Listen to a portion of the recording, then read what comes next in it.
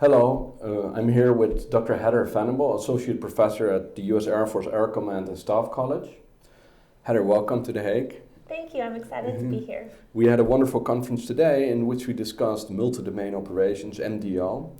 We were specifically discussing MDO and the use and utility of MDO across different warfighting contexts.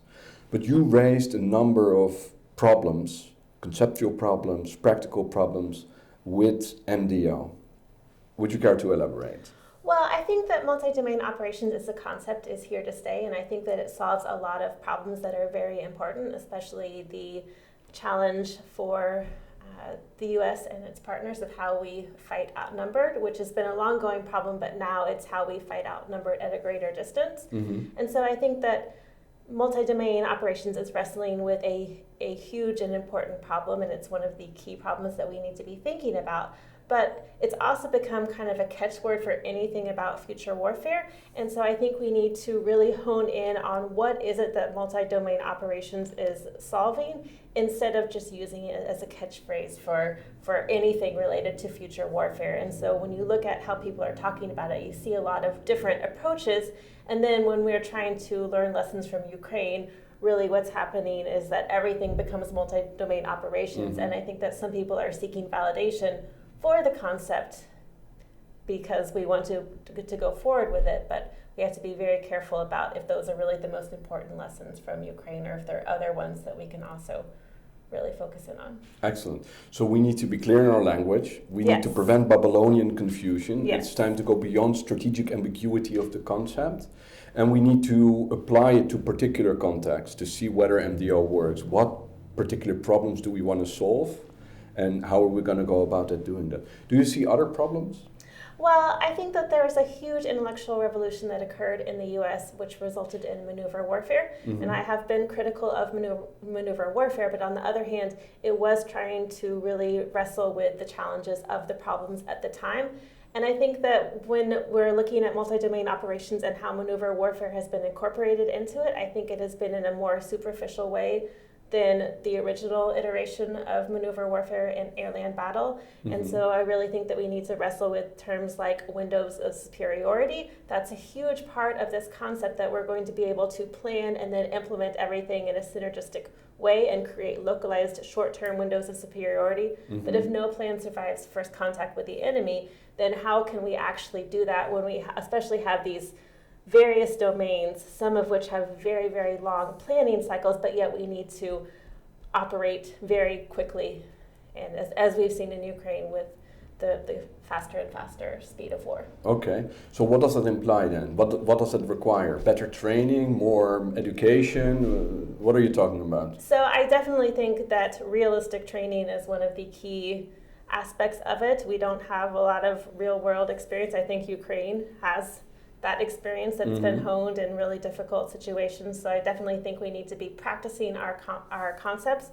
We need to make sure that we're not bringing cognitive dissonance into the evaluation of what we're seeing, that we're really questioning a lot of our assumptions, one of which is that the sum of all these capabilities together is greater than they would be on our own, which is, an interesting assumption to deal with the problem of mass and numerical under superiority.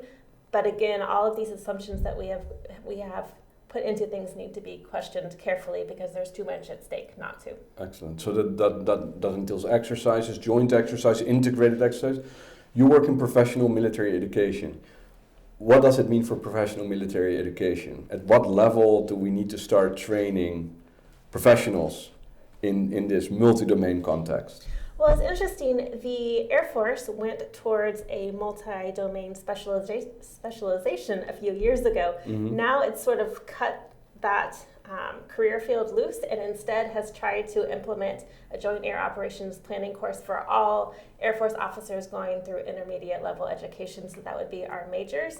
And so it's really interesting at HCSC now. Their first 2 weeks are this joint air operations planning course, which is more of a training focus, but then they get thrown into war theory, which helps bring them up from the operational to the strategic level. But I think it's important in those classrooms that you have as many as much representation from every domain so that you have a sort of built-in expert in the room, because students learn not only from their instructors but from each other. And so having those relationships and that trust really helps learning. Excellent, super. Are there other issues that you think require consideration?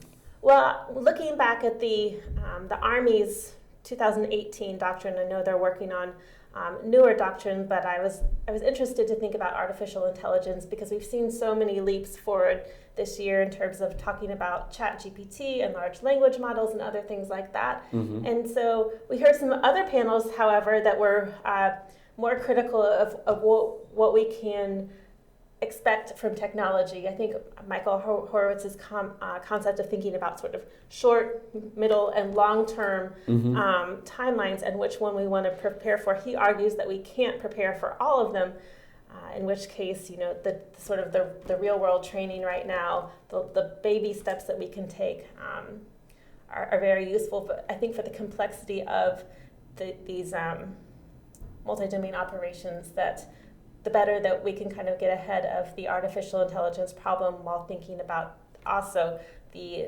limitations of what that is in terms of ethics and decision making and possibly bad information. There are definitely benefits and huge liabilities. Right. And is that a long-term or a short-term or a medium-term issue? Let me gaze into my crystal ball. I think that's the continuing challenge of the U.S. really wants to get the latest and greatest and modernize, because it feels like that has been put on hold by the past 20 or so years. But as we have seen in Ukraine, it's a lot of the basics in terms of material that's needed that we have found that we have not been able to provide to the extent that we would like. So it's been a sobering wake-up call, I think, for everyone. Part of NATO. On that pessimistic note, Heather, thank you very much for your contribution. Thank you. Mm-hmm.